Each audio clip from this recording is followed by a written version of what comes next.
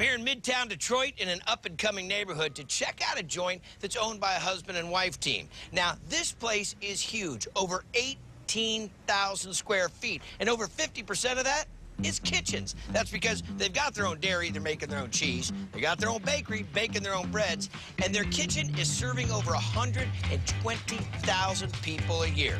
Ladies and gentlemen, this is the Traffic Jam and Snug.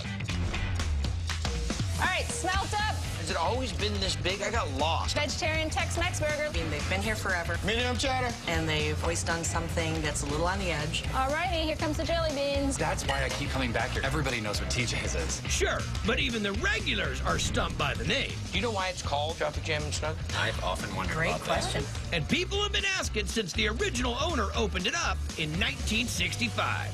Snug refers to a small ice cream parlor up front. One of his friends says, hey, if it goes off right, there's going to be a traffic jam of people trying to get in here. And it stuck. So we became Traffic Jam and Snug. And folks are still jamming the place since husband and wife team Carolyn Howard and Scott Lowell took over in '99 Here's the smoked turkey Reuben. and started making almost everything from scratch. It's probably one of the more rewarding aspects I have in this place. Like this fan favorite. Here's that brisket sandwich. Oh, it's wonderful. What are we making? A barbecued panini. We're gonna start with brisket and dry rub it. Paprika, little brown sugar. Kosher salt. Add some black pepper, granulated garlic, cumin. Comino. Finish with a little thyme. Fresh thyme. You grow that yourself? We put in a rooftop garden this year. We're also mining our own ore to hammer out our own pots and pans. Bring that over here. A nice trim brisket, nice dry rub, back in the pan, rest for 3 hours, and then we'll bring it back and throw it on the flat top and sear it. That's right. So we're gonna hit the flat top with a little oil. Yeah. Get the brisket right on to sear. Got a nice sear, we're gonna pull that off. Bring this over here, make a braising liquid. Homemade chicken stock. Is there anything you guys don't make? I don't think so. Our slogan is so local it comes from the same address. Not bad. Here comes the flavoring agent. This is our house brewed Doppelbock beer. It's gonna add body to the braising liquid. Standard mirepoix, onion in, carrots next, celery next, bay leaf, fresh thyme. It's going to come to a light simmer. You pour it over the top, hit it with foil, into the oven. What temperature? About 325, about 3.5. 3.5 hours. All right, pull it out. Let's slice it up. So we'll get our barbecue sauce going. Ketchup, apple cider vinegar, brown sugar. The secret ingredient is fennel seed. All right, get that in. Caramelized red onions. Yep. We serve our homemade panini roll, and we will load that sandwich up. So I can feed like a family of 6. Lid on. And you already hit the bread in the panini, so you got that nice little crust to it. There you go. Braised beef panini. It's like a brontosaurus burger. The panini bread is about fantastic. It's got great crunch, it's got flavor. The beef is super tender, the barbecue sauce. A little on the sweet side, like a Kansas City style. Great job. Beef brisket panini. Bit of a guilty pleasure ordering the whole thing at lunch. When you order that, if you can eat the whole thing, they do have a napping center right around the How do you explain the food? Homemade with a twist. They've been very creative from the get-go. So, ladies and gentlemen, as we tour the country on Diners, Drive-Ins, and Dines, of course, who would I run into?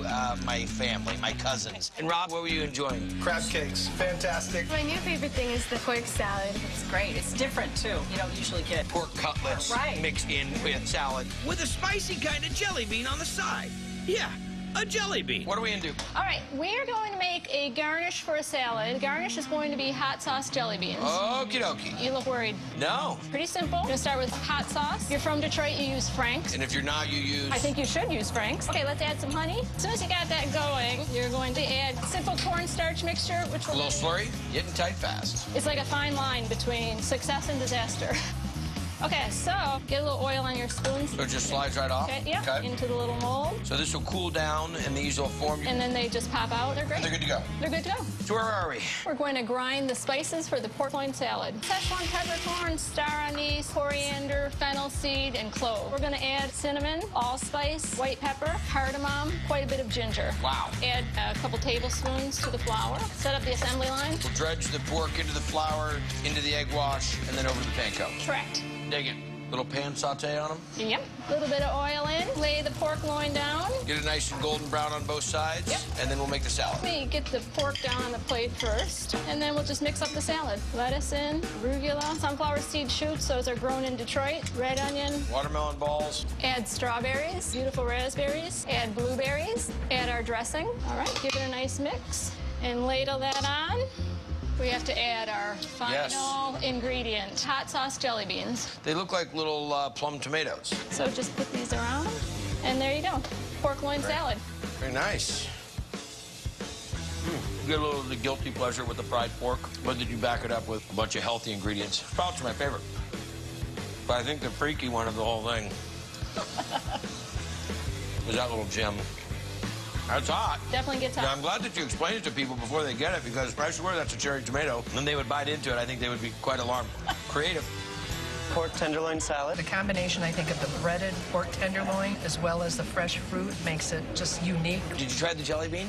I did. It was good. A little hot. Food's authentic, place is authentic. I always will love this place and come back to it. It was cool before Midtown was cool. Crazy place. 18,000 square feet. Dairy, bakery, restaurant. Nice job, guys. Thanks a lot for having me. Thanks so much. Man. Thank you. Bet. Up next, it's going to be this big around. We're headed to downtown Chicago. That's like a freaky sage pesto right there. For pork inside pork perfection. Look at that. That should be illegal. So what about that stop?